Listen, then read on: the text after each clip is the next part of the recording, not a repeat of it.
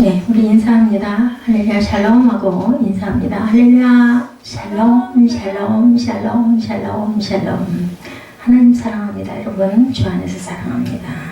오늘 like 리무록이죠. 예, 리무록같이 10장 9절 말씀에 like 리무록하고 나와 있습니다. 노아시대 홍주 심판으로 지구의 역사는 이제 새 출발, 다시 한번 그저 땅이 뒤집어 엎어지고 그리고 다시 다 불로 멸하고 노아를 통해서 다시 세워가신 하나님의 창조의 역사가 나타납니다. 노아의 세 아들이죠. 함과 셈과 야벳이 홍수 위에 그들의 아들을 낳아 생육하고 번성하게 하신 축복 그대로 이들은 온 세상에 거하게 됩니다. 사도행전 17장 26절에 보니까 인류의 모든 족속을 한 혈통으로 만드사 온 땅에 살게 하시고 그들의 연배를 정하시며 거주의 경계를 정하셨으니 이렇게 증가하고 있습니다. 10장에 노아의 아들 셈과 함과 야벳의 족보는 이러하니라 1절에 이렇게 시작을 하는데 지금 말씀드린 대로 온 땅에 살게 하시고 한 혈통, 누가 노아의 혈통, 함, 야벳, 셈, 그죠?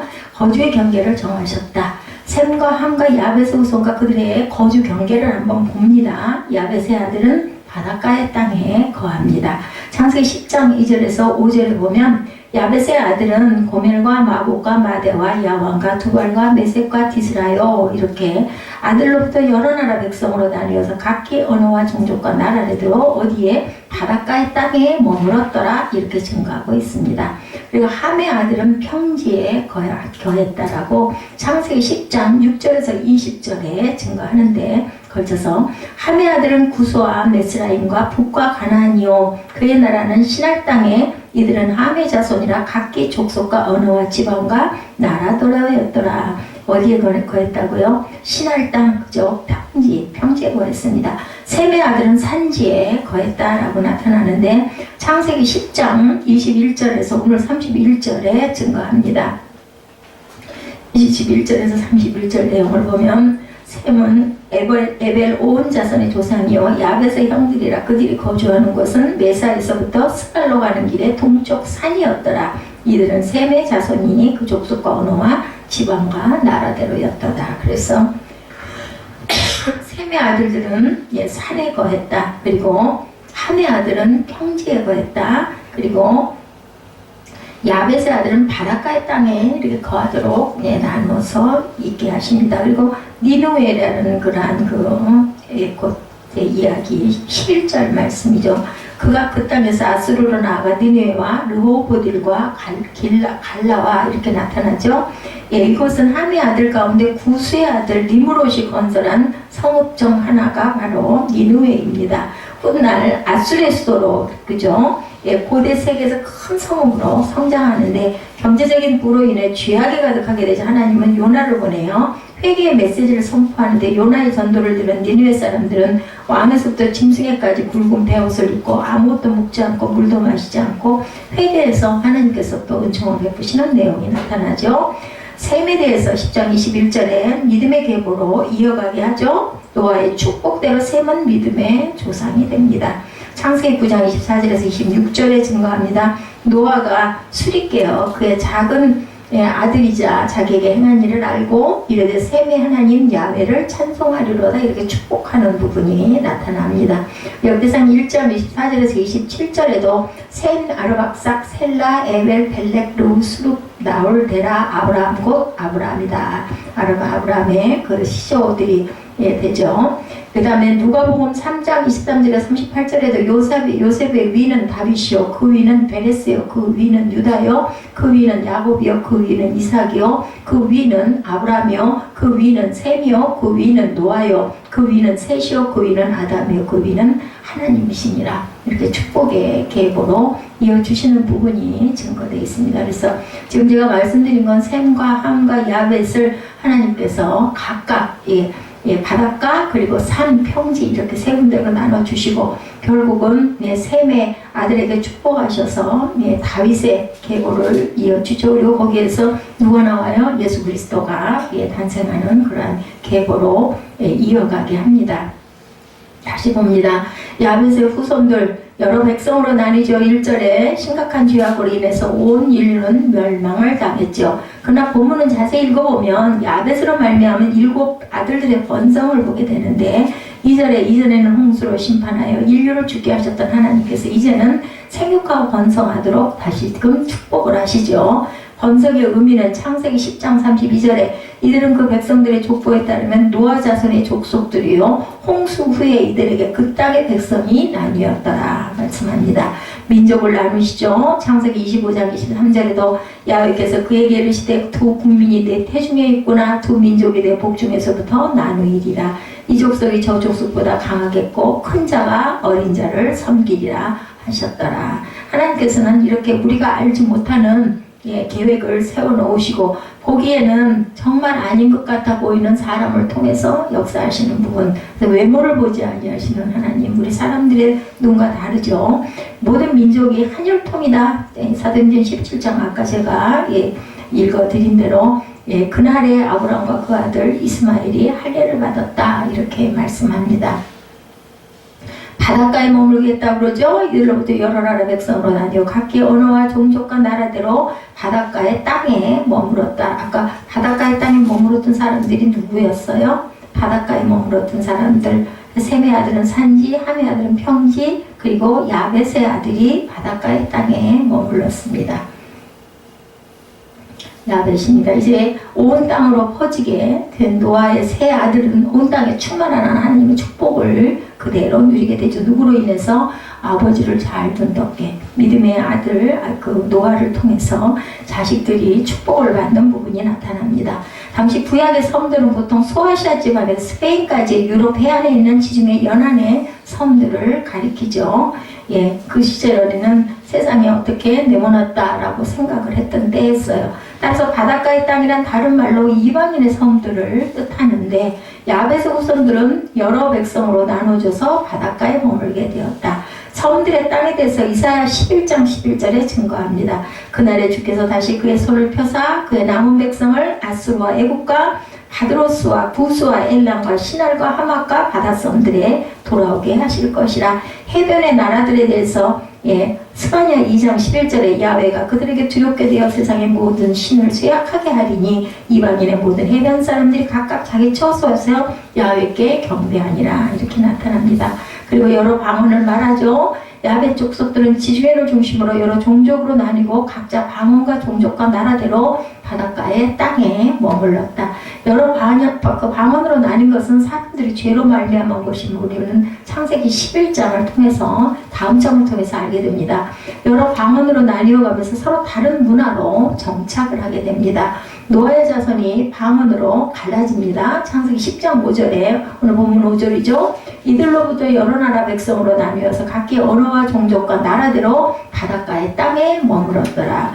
바벨에서의 흩어짐을 11장 9절에 증거합니다. 그러므로 그 이름을 바벨이라 하니 이는 야훼께서 거기서 온 땅의 언어를 혼잡하게 하셨습니다. 야훼께서 거기서 그들을 온 지면에 흩으셨더라. 그죠? 하늘 꼭대기까지 침범해 올라가려고 하니까 하나님께서 휙 바람을 부어서 흩어버리십니다. 이제 함의 후손들에 대해서 봅니다. 함의 아들은 6절에 보면 함의 아들은 구스와 미스라임과 붓과 가나안이요. 함의 아들은 구스, 미스라임, 붓, 가나안 등 4명으로 나타나죠.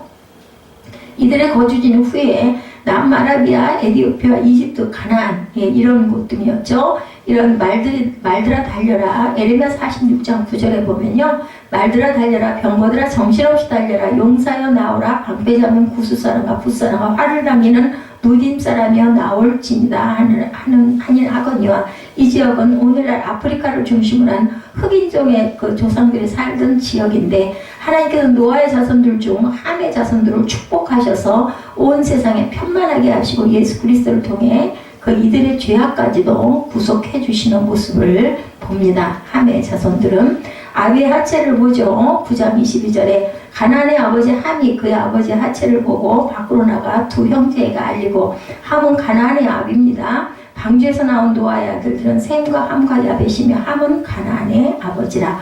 많은 후손으로 역대상 1장 8절에 함의 자손은 구스와 미스라임과 붓과 가나안이다. 처음 연걸 니므롯이 등장합니다. 8절에 구스가 또 니무롯을 낳았으니 그는 세상의 첫 용사다. 이렇게 증거합니다. 함의 족보 가운데 특이한 그러한 사람이 발견되는 바로 누구? 니무롯.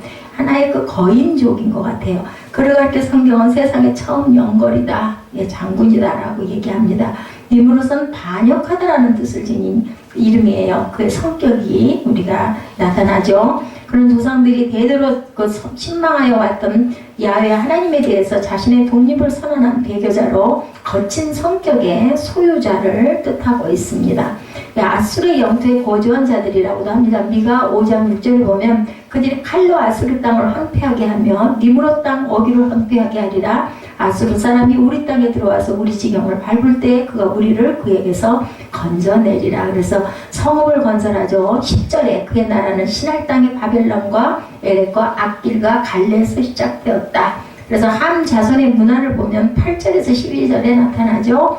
니무롯을 중심한 함 자손의 문화는 인간적인 측면에서 볼 때는 대단했습니다. 그러나 신앙적인 측면의 성경의 역사에서 이들의 문화는 가치가 없고 무의미한 것으로 취급이 됩니다.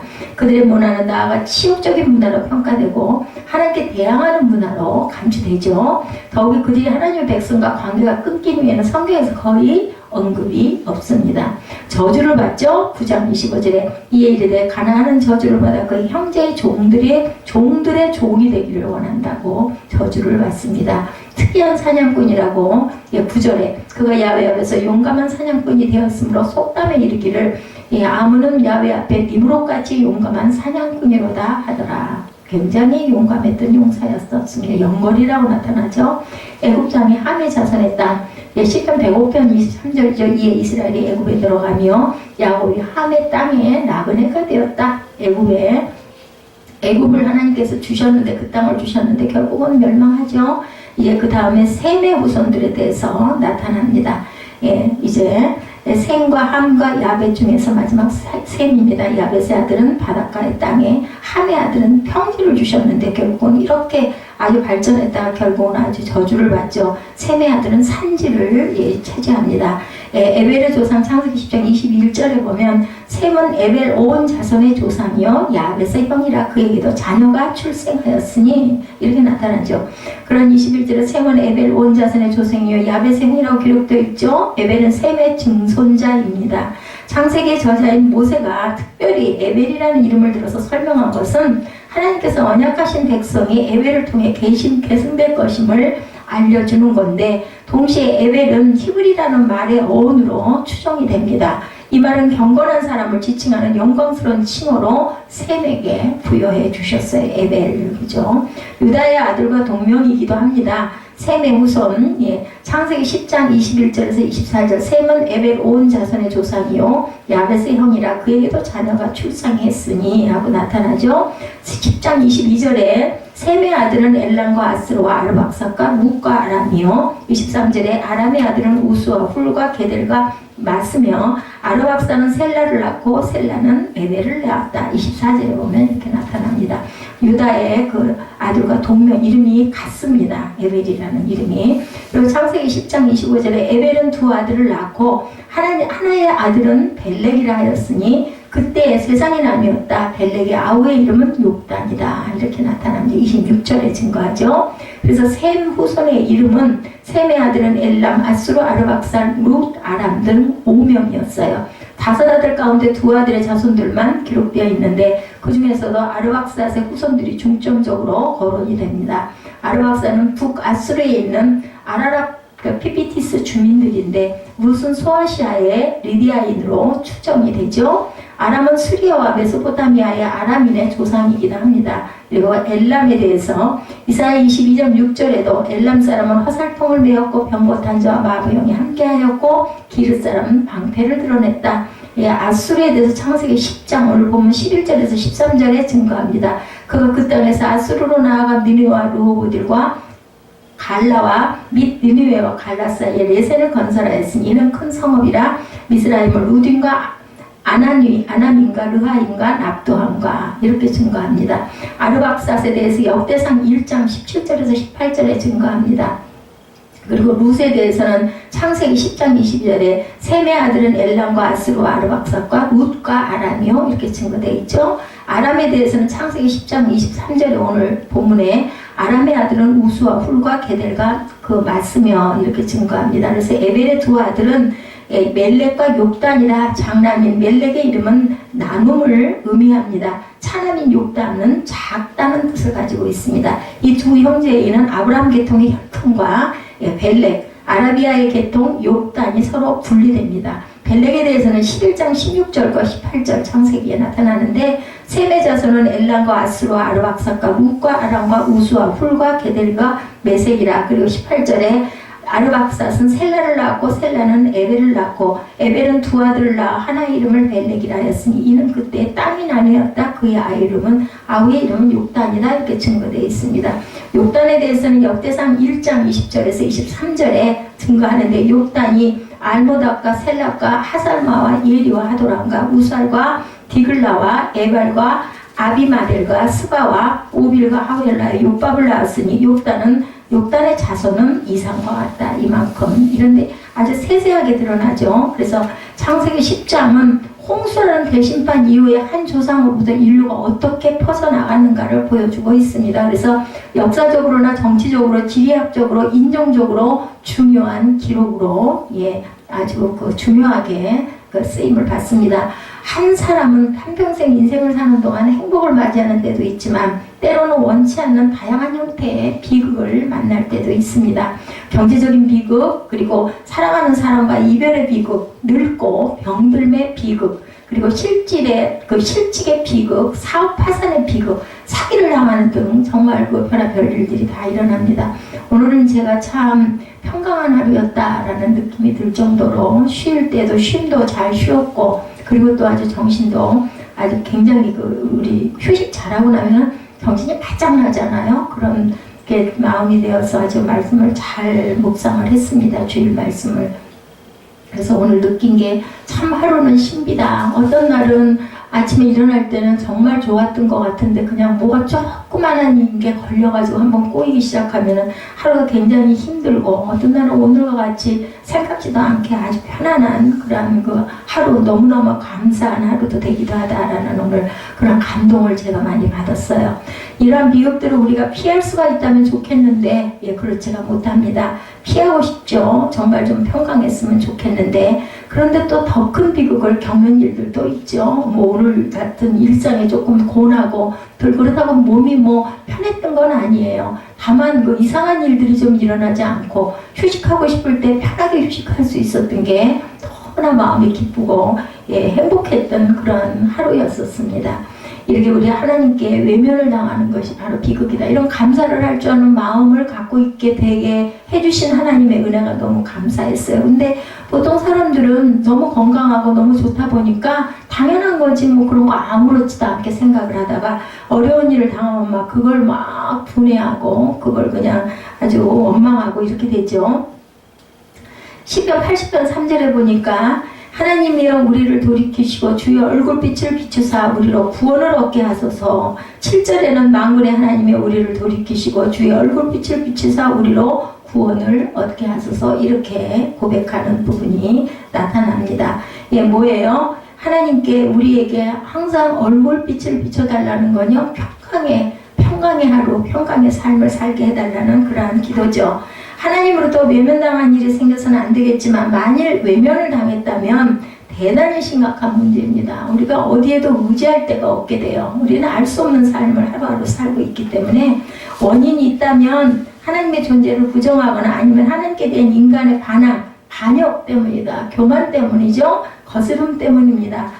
예지가 그런 얘기를 들으면 그렇게 반발이 일어난다. 이거는 뭐예요? 사단의 역사예요. 하나님에 대한 반역, 하나님을 등지는 일은 예나 지금도 계속되고 있고, 주님께서 다시 오실 날이 가까워질수록 사람들은 더욱 하나님께 등을 돌리며 살아가게 됩니다. 이웃을 향한 마음을, 사람의 마음을 잠가놓은 채 결국은 나만을 생각하는 이기심의 감옥 속에 갇혀서 살게 되기 때문입니다. 오늘 말씀 속에서 하나님의 하나님의 말씀이죠. 하나님의 뜻을 등지고 살아간 니무롯이라는 영걸, 참 정말 보기에 얼마나 씩씩하고 얼마나 보기가 좋았겠어요. 근데 이 사람들을 통해서 우리가 함께 왜 그런 니무롯이 그런 인생을 살았는지 신앙의 차원에서 한번 바라보고 진단해 봅니다.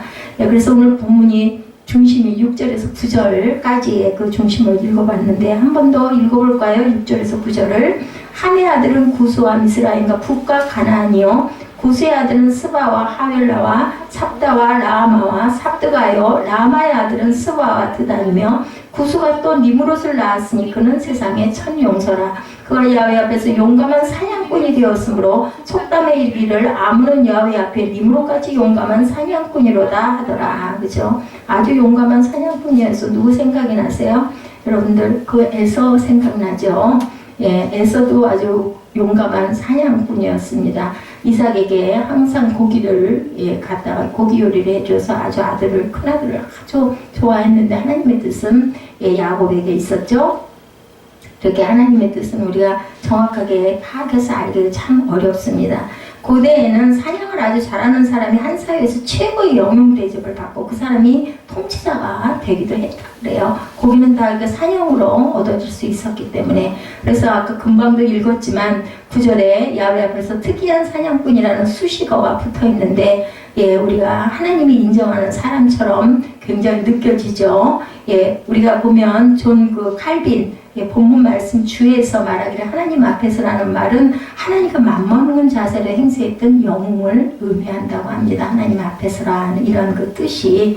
니무롯은 이처럼 위험한 영웅이었고 결국은 반역의 나라를 세워서 반역하는 백성들의 시조가 되었어요.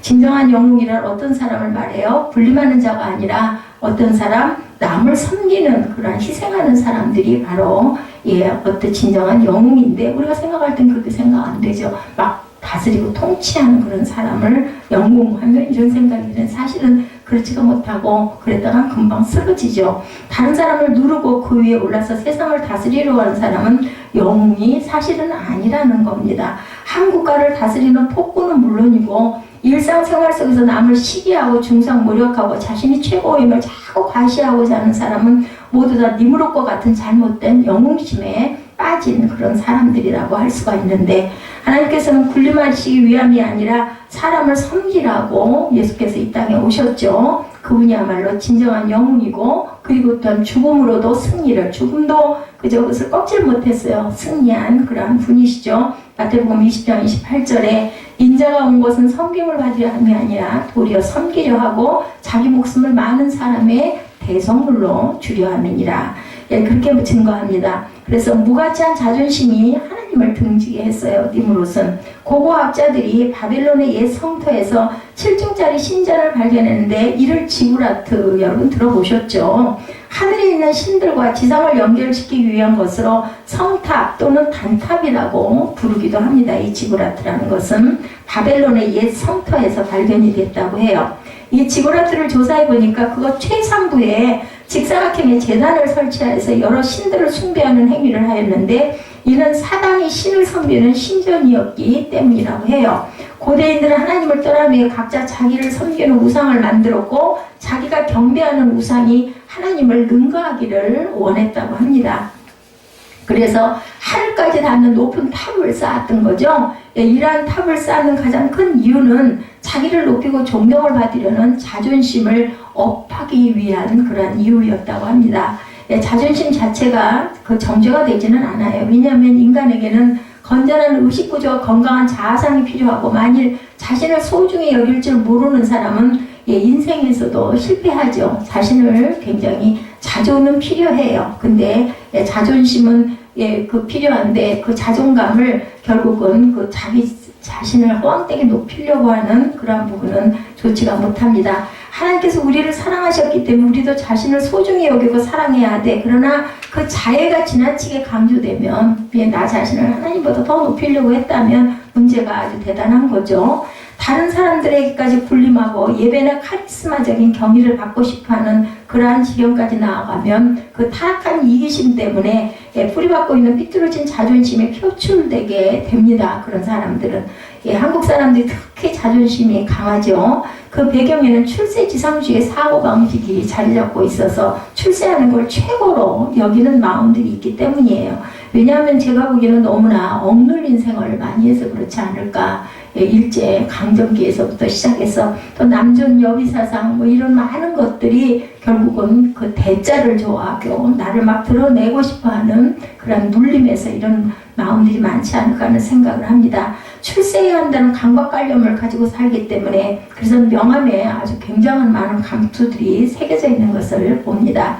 직원이 몇 명 안 돼도 그죠 뭐라고 그러죠? 개사장이라는 얘기 들어보셨어요? 개인 택시 하나를 갖고 있으면 사장님이에요. 뭐 사장 너무나 많죠. 요즘은 그냥 이름으로 부릅니다. 예, 사장, 공장장, 전무, 상무, 부장 한 명씩 그죠? 이렇게만 해도 굉장한 어떻게 보면은 정말 조그마한 공장인데도 이렇게 사장, 공장장, 전무, 상무, 부장, 과장, 대리 몇 명이에요? 6명인가요? 이렇게만 해도 꽤 그죠? 네, 규모가 있다라고 우리는 생각을 합니다. 이렇게 허영심과 자존심에서 벗어나려면 우리가 겸손해져야 되겠다. 자신을 낮출 줄 아는 사람만이 진정 하나님을 섬기고 이웃을 섬길 수가 있는 거겠죠. 예, 우리가 죄인을 예수께서는 구원하시기 위해서 스스로를 낮추신 예수님을 본받는 삶을 살 때 각자가 하나님께서 높여주시는 체험을 우리가 하게 됩니다. 누가복음 14장 11절에 무릇 자기를 높이는 자는 낮아지고 자기를 낮추는 자는 높아지리라고 분명히 말씀하셨고, 빌립보서 2장 8절에도 자기를 낮추시고 죽기까지 복종하셨으니 곧 십자가에 죽으신 분 예수 그리스도라고 증거합니다. 세 번째로는 허황된 명예심에서 하나님을 등지게 한다. 허황된 명예심이 하나님을 등지게 합니다. 11장 4절입니다. 창세기. 또 말하되 자 성과 대를 쌓아 대 꼭대기를 하늘에 닿게 하자. 뭐 했어요? 이렇게 바벨탑 쌓는 내용이죠. 네, 그래서 이름을 내고 온 쯤에 흩어짐을 면하자 해서 우리가 하늘까지 닿게 해서 하늘을 정복하고 하늘까지 탑을 쌓아서 거기까지 닿게 하자고 합니다. 명예심은 다른 말로 하면 공명심입니다. 지나친 공명심이 사람을 추하게 만들어요. 어디 가서든 상석에 앉아야 한다는 생각 때문에 인간관계에 균열이 생기고 때로는 친구와의 사이에도 갈등이 일어나게 되죠. 그래서 신앙인들에게 가장 높임받고 귀히 여김받아야 할 이름은 주님의 이름인데 그 이름을 나타내기보다는 자신의 이름을 내고자 하는 것이 그 마음 안에 허영심이 자리 잡고 있기 때문이다. 누구도 뭐 이거는 비교할 수가 없습니다. 우리 내면에도 다 그게 그 크고 작은 차이는 있지만 있습니다. 이런 부분이. 전도서 7장 1절에도 아름다운 이름이 보배로운 기름보다 낫다. 내 이름을 내고 사람들을 향하여 높아지고자 하는 일이 좋기는 하나 그 정도가 지나치면 오히려 욕된 일을 가져오게 된다. 신앙인이 세상에서 얻을 것이 과연 뭘까? 하나님께서 높여주시는 것밖에는 달리 아무것도 얻을 것이 없죠. 우리에게 예수 그리스도의 이름보다 중요한 것은 세상에 없습니다. 주님의 이름을 높이고 찬양할 때 기쁨을 얻고 우리가 주님의 이름으로 간절히 기도할 때 하늘 문이 열리는 기도의 은혜를 체험하는 것과 같이 더 큰 은혜는 없습니다. 이 놀라운 주님의 이름을 부르는 사람은 주의 이름을 부르는 자는 어떻게 돼요? 구원을 얻어서 영원한 생명을 받죠. 예, 명예욕에서 벗어나서 자기 이름이 아닌 주님의 이름을 세상에 전파하며 살아가야 복된 삶이라고 할 수가 있겠죠. 이러한 사람은 참 진리이고 생명이 되시는 주님께서 세상 명예에 현혹되지 않도록 우리 믿음을 굳게 붙들어 주십니다. 여러분, 흔들림이 없으면 다져짐이 없어요. 흔들림이 있기 때문에 굳은 반석이 된다는 것을 우리가 잊지 말아야 되겠다. 베드로의 믿음이 떨어지지 않도록 붙잡아 기도해 주신 것. 누가복음 22장 31절이죠. 예수께서 기도해 주십니다. 시몬아 시몬아 보라. 베드로를 부르시죠. 사단이 밀 까부르듯 하려고 너희를 청구하였으나 32절에 그러나 내가 너를 위하여 내 믿음이 떨어지지 않기를 기도하였노니 너는 돌이킨 후에 내 형제를 굳게 하라. 흔들리니까 주님께서 붙들어 주시는 내용입니다. 누가복음 22장 31절에 믿음의 사람은 주님을 위하여 살아가는 사람이고 그리스도를 본받아 하나님과 이웃을 사랑하고 섬기는 사람들. 그리스도를 심령에 품고 사는 사람은 니무롯처럼 부패한 영웅심이나 삐뚤어진 자존심이나 헛된 명예심에 사로잡히는 자존은 있어야 되지만 자존감은 있어야 되지만 쓸데없는 자존심을 높여서는 안 되겠다. 하나님께 반역함으로 인해 이웃과 단절되고 소외되는 불행을 겪지 않고 오히려 좋은 날을 바라보면서 믿음으로 살아가게 되는 것은 내가 자존감은 갓되 쓸데없는 허영심, 자존심을 막 내세우는 그런 사람들이 돼서는 안 되겠죠. 9절에 그가 야훼 앞에서 특이한 사냥꾼이 되었으므로 속담에 이르기를 아무는 야훼 앞에 니무롯 같은 특이한 사냥꾼이로다 하더라. 그가 얼마나 하나님 앞에서 무례한 권세를 부리고 폭력을 좋아하는 자가 되었으면 속되매까지 등록이 되는 인물이 되었을까인 거예요. 니므롯이 이렇게 하나님을 대적하는 특이한 사냥꾼이 되었으므로 후세 사람들은 하나님을 등지고 대적하는 죄를 행하는 사람을 보면 니므롯에 빗대어 말하기를 저 사람은 하나님 앞에 니므롯 같은 특이한 사냥꾼이다 라고 했다라는 겁니다. 허황된 허영심이 하나님을 대적하고 하나님을 등지는 길로 이끌고 말았으니까 비극이죠. 하나님을 떠난 삶, 하나님이 없는 삶, 이것은 대단히 불행한 삶으로 물을 저축치 못하는 어떤 터진 웅덩이와 같은 삶이다. 정말 쓸데없는 것인데 그것을 귀하게 여기고 그것에 연연하다가 결국은 지면에서 흩어버리는 아주 뭐가 됐어요? 먼지가 돼버리죠. 그리고는 대대로 속담에까지 기록되는 그 니므롯 같다라는 그러한 별명을 얻습니다. 에레미야 2장 13절에 내 백성이 두 가지 악을 행하였나니 생수에 근원되는 나를 버린 것과 스스로 웅덩이를 판 것인데 그것은 물을 저축치 못할 터진 웅덩이다. 내 멋대로 내가 뭔가를 만들어 보겠다고 했는데 결국은 그것은 쓸데없는 애씀이 되는 거죠. 그래서 결국은 터진 웅덩이밖에 되지를 못한다는 거죠. 생수의 근원은 버려버리고 자기가 웅덩이를 파봤대자 소용이 없습니다. 하나님께서 나를 모른다고 하시면 이 비극은 나의 영원한 그죠? 그 영벌에 처해지는 그러한 아주 비극입니다. 외면해 버리셔서는 안 되겠죠? 내가 하나님을 잃어버리고 산다면 이 비극보다 더 큰 비극은 없습니다. 니므롯이 이런 삶을 살아간 사람이라는 것. 우리 창세기 10장에서는 다른 거는 생각할 필요가 없고 함과 야벳과 그리고